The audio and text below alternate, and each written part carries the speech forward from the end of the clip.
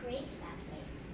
I believe stories can shape the world we live in and connect the people we live with. I want to be one of those mighty writers. My love for making stories is unusually immense. As a child, I often nagged my mom to role play with me. Most of the time, she said no. So I had to take on many roles at the same time, but I was fine with that since I was having a great deal of fun. I used to lose track of time for hours. On top of that, I have countless scrapbooks that I made when I was about 6. Even though I didn't know how to write the words, I came up with many stories with pictures and indecipherable letters. I wrote a bunch of silly and weird stories. Now I write novels for fun. At bedtime with Mom, I gladly take the role of a storyteller. Mom always thanks me for the amazing stories. Think about a moment when you are reading an engrossing book and someone interrupted you. For me, it's an extreme irritation. It feels like I'm dragged out of a field when I'm about to spot treasure during a treasure hunt game. Being completely immersed into the story, I don't want to be bothered by anyone or anything.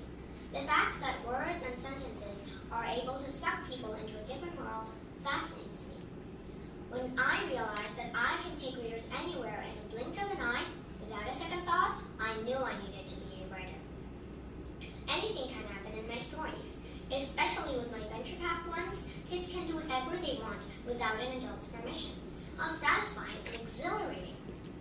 Lastly, I want to be a writer so that I can create change by generating original ideas for the new world and connecting people.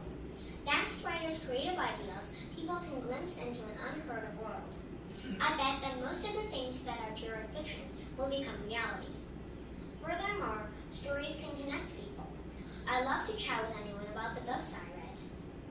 I was so excited when I found out that one of my friends had just finished the 3rd book of Harry Potter, so we get to talk about it over and over again.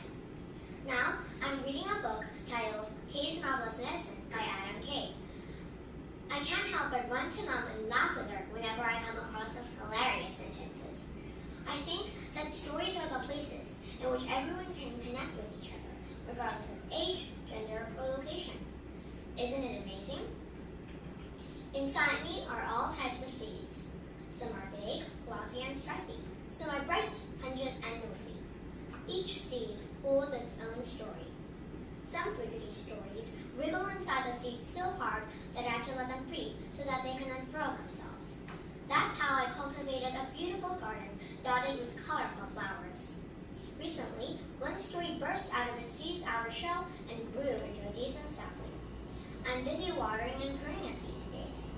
Soon, I will be able to look up at my handsome tree.